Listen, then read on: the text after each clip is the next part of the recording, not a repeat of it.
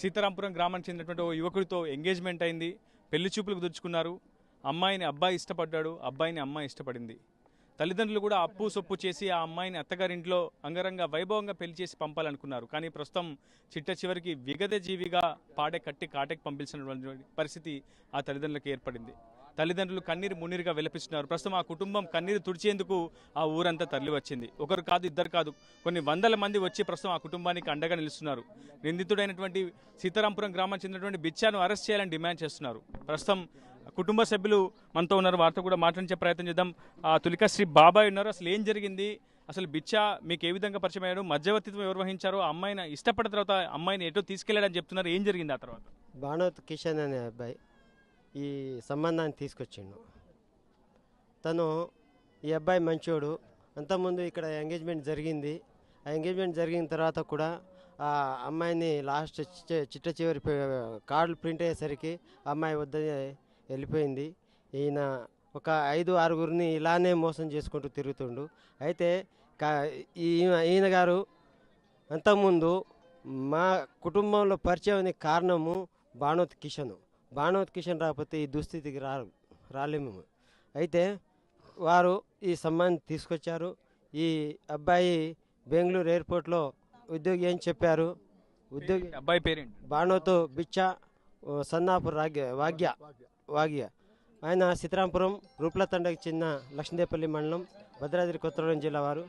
అయితే నేను రోజు అమ్మాయి ఎప్పుడైతే కాంటాక్ట్ అయిందో ఆ కాంటాక్ట్ అయిన తర్వాత వారు ఈ ఫోన్లు మాట్లాడడము, చాటింగ్లు చేసుకోవడము ఈ రోజు జరుగుతూ ఉండే. అయితే ఒకరోజు మమ్మల్ని సంబంధానికి పిలిచిండు. సంబంధానికి పిలిస్తే మేము వెళ్ళాము. కానీ సంబంధం మేము రాము, మీరే ఈడికి రండి, మేము అమ్మాయి వాళ్ళ తాలికం కాబట్టి మేము రాలేము, అబ్బాయి వాళ్ళు ఈడు ఫస్ట్ చూసిన తర్వాతే మీ దగ్గరికి వస్తామని చెప్పాము.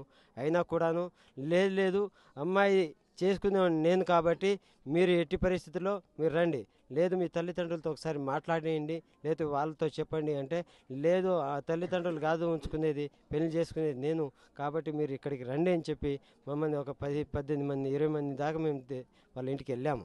వాళ్ళ ఇంటికి వెళ్ళి మళ్ళీ తిరిగి మమ్మల్ని అక్కడ నుండి సాగనంపారు. మీ అమ్మాయి ఓకే, మీ కుటుంబం కూడా మాకు నచ్చింది కాబట్టి మేము ఇక్కడికి వచ్చేసినాం అని చెప్పారు. ఆ తర్వాత ఏం జరిగిందంటే వారు వచ్చి తర్వాత అమ్మాయికి ఫోన్ చేయడము, కాల్ చేయడం, మా ఇంటికి వచ్చారు. మా ఇంటికి వచ్చిన తర్వాత మా నలుగురు అన్నదమ్ముల వాళ్ళ ఇంటికి వెళ్ళి ఒకే మా కుటుంబం నచ్చింది, మాకు ఇలాంటి అమ్మాయి కావాలి, ఇలాంటి సంబంధం కావాలని నచ్చజెప్పారు. మమ్మల్ని బోల్తా కొట్టించారు. అదేవిధంగా వాళ్ళంతా కూడా ఆవేదన వ్యక్తం చేసినటువంటి పరిస్థితి ఉంది. తులికాశ్రీ ఈ నెల 13వ తేదీన పురుగులమంత తాగి ఆత్మహత్యాయత్నం చేసింది. 7 రోజులుగా చికిత్స పొందుతూ తుదిశ్వాస విడిచింది. ప్రస్తుతం అంత్యక్రియలు కూడా సాగుతున్నాయి. ఆ కుటుంబం అంతా కూడా కన్నీరు మున్నీరుగా విలపిస్తున్నటువంటి పరిస్థితి కనిపిస్తుంది. భానోత్ బిచ్చా అనే వ్యక్తే ప్రస్తుతం తులికాశ్రీ మరణానికి కారణమని ఆ కుటుంబం పదే ఆరోపిస్తుంది. ఆ ఊరంతా కూడా ప్రస్తుతం ఆ కుటుంబానికి కన్నీరు తుడిచే ప్రయత్నం చేస్తుంది. ఆ తర్వాత ఏం జరిగింది? పెద్ద మనుషులంతా కూడా మాట్లాడుకున్నారు, కట్న కానుకలు కూడా మాట్లాడుకున్నారు, పూర్తిగా కొంత అమౌంట్ కూడా ఇచ్చినట్టు తెలుస్తుంది. ఆ తర్వాత ఎందుకు ఇద్దరి మధ్య గ్యాప్ ఏర్పడింది? అమ్మాయి అబ్బాయికి ఏం జరిగింది మధ్యలో?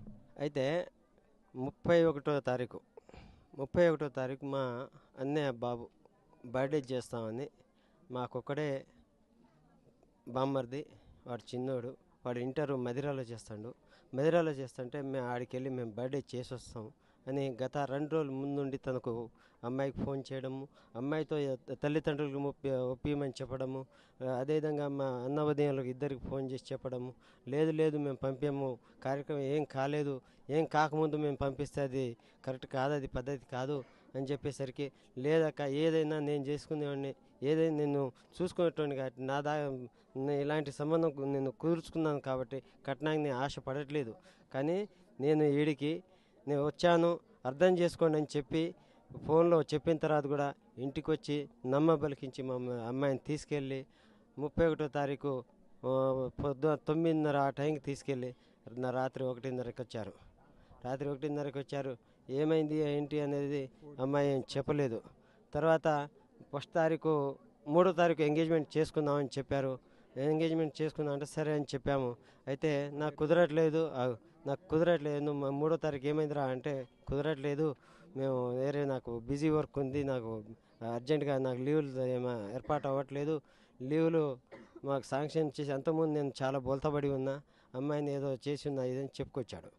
అయితే అయితే వారు మళ్ళా 8వ తారీఖు అంటే రాఖీ ముందు రోజు, రాఖీ శ్రావణ శుక్రవారం ఏదో ఉండే వరలక్ష్మి వ్రతం రోజు ముందు, అది 4-5 రోజుల ముందు ఇదే ప్లాన్ చేసిండు. మళ్ళీ అంతకుముందు బర్త్డే చేస్తా అన్నాడు కదా, ఏ విధంగా అయితే బర్త్డే చేస్తా అని 2-3 రోజుల ముందు ఫోన్ చేసిండో, ఇప్పుడు కూడా రాఖీ ముందు కూడా వరలక్ష్మి వ్రతం ముందు ఒక 4-5 సార్లు కూడా ఇలానే ఫోన్ చేసి ఇలానే మాట్లాడి, నేను చేసుకునేటోడిని, నా ఇబ్బంది ఏం లేదు, ఇప్పుడు ముహూర్తాలు లేవు కాబట్టి నేను ఎంగేజ్మెంట్ ఏమి చేసుకోవట్లేదు, కానీ అమ్మాయిని మేము గుడికి వెళ్తున్నాము, పూజ చేసుకొని వస్తామని తీసుకెళ్ళి, అదే ఇప్పుడు రాఖీ అంటే 8వ తారీఖు 12 గంటలకు తీసుకెళ్ళి, మరి మరుసటి రోజు నైటు తెల్లారి అంటే 10వ తారీఖు తెల్లారి అంటే 2ంటికి ఆ టైంకి ఇంటికి తీసుకొచ్చారు.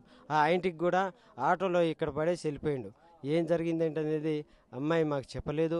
మరి తర్వాత వాళ్ళు వాట్సాప్ చేసుకోవడము, ఈ చాటింగ్ చేసుకోవడము, ఇది మాట్లాడుతున్నాం, తీసుకొని పోయిండు. మళ్ళీ ఇక్కడ పడేసి వెళ్ళిపోయిన తర్వాత ఏం జరిగింది ఏంటి అనేది అన్నోళ్ళకి ఏం లేదక్క, ఆమెకు హెల్త్ బాగాలేదు, కొంచెం చూసుకోండి అని చెప్పేసి వెళ్ళిపోయిండు.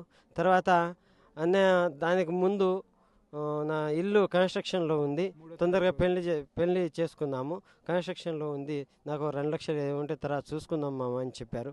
కానీ అన్నయ్య కూడా నమ్మి ఆయనకు అమౌంట్ అనేది ఇవ్వడం జరిగింది. ఆ అమౌంట్ 2 లక్షలు ఇచ్చేసి కాగితం ప్రూఫ్ లేకుండా ఒక ఇంటికి కాబోయే అల్లుడికి ఇవాళ నమ్మకపోతే ఎలా అని ఆ ఉద్దేశంతో 2 లక్షలు ఇచ్చారు ఆయన గారు. అదేవిధంగా మళ్ళా పెళ్ళి ఎప్పుడు చేసుకుందాం అంటే తర్వాత చేసుకుందామని చెప్పారు. ఈ ముహూర్తాలు లేవక్క, ఎట్టి పరిస్థితుల్లో మనం చేసుకుందాము. ఈ తర్వాత మేము 2 రోజుల తర్వాత మేము నాట్లు వేపించి, మా వదినోళ్ళు ఇక్కడ నాట్లు వేపిస్తూ ఉన్నాం. నాట్లు వేపిస్తూ ఉంటే మూడు ఆ టైంకి మేము ఇక్కడ నుండి మా అన్నయ్య వాళ్ళ అత్తగారు చనిపోయారు, పెద్దన్న వాళ్ళ అత్తగారు చనిపోయారు. ఆ అత్తగారు చనిపోయారని మేము అటు వెళ్తూ ఉంటే అమ్మాయి అప్పటికి మా దగ్గరే ఉంది. చనిపోయే ముందు అంటే మేము అక్కడ వెళ్ళే ముందు ఇక్కడే ఉంది. అమ్మ చూడు, పిల్లని కూడా జాగ్రత్త చూసుకోరా బేటా అంటే, చూసుకుంటా డాడీ, వెళ్ళిపో, ఏం కాదులే, నవ్వుకుంటూ మమ్మల్ని సాగనంపింది. బాగానే ఉంది. మేము అక్కడికి చేరుకోగానే మాకు ఈ మరణ వార్త అనేది, ఈ విషయం అనేది తాగిందని, పాయిజన్ పురుగుల మందు తాగే ముందు ఎవరికైనా కాల్ చేసి చెప్పిందా, లేదా కుటుంబ సభ్యులతో ఎవరికైనా విషయం చెప్పిందా? అయితే అక్కడ దాకా మాకు విషయం వచ్చేసింది. అయితే ఈ ఫోన్ చేయడము, అమ్మాయికి మెసేజ్లు పెట్టడము, ఫోన్ చాటింగ్ చేయడము, ఆల్రెడీ ఫోన్ చేసిన తర్వాత నేను చచ్చిపోతున్నా అంటే, చచ్చిపోతున్నా అంటే నువ్వు చచ్చిపోయావే అని ఆల్రెడీ టోటల్ మెసేజ్లు ఉన్నాయి. అదేవిధంగా అమ్మాయికి ఫోన్ చేసి చిత్రహింసలు పెట్టి, చాలా చికాకు చేసి చాలా ఇబ్బంది పెట్టిండు. అదేవిధంగా అబ్బాయిని, మా అన్నయ్య వాళ్ళ పెద్ద కొడుకు శ్రీవర్ధన్ అనే అబ్బాయిని ఆయన ఫోన్ చేసి, అరే మీ అక్క పాయిజన్ తీసుకుంది, మీ ఇంటికి వెళ్ళు అంటే, లేదు ఒకసారి ఇంటికి వెళ్ళిరా అని చెప్పిండు. ఫస్ట్ ఒకసారి ఇంటికి వెళ్ళేసి రా అని చెప్పిండు. తర్వాత మళ్ళీ ఈయన ఫోన్ నాకు చేత కావట్లేదు అని చెప్పేసరికి మళ్ళీ ఒకసారి ఫోన్ చేసి మళ్ళీ పోరా పాయిజన్ తీసుకుందని చెప్పిండు. ఆ పాయిజన్ తీసుకుందని చెప్పిన తర్వాత ఈ అబ్బాయి నాకు ఫోన్ చేసి అక్కడ నుండి పాయిజన్ తీసుకుందని చెప్పారు.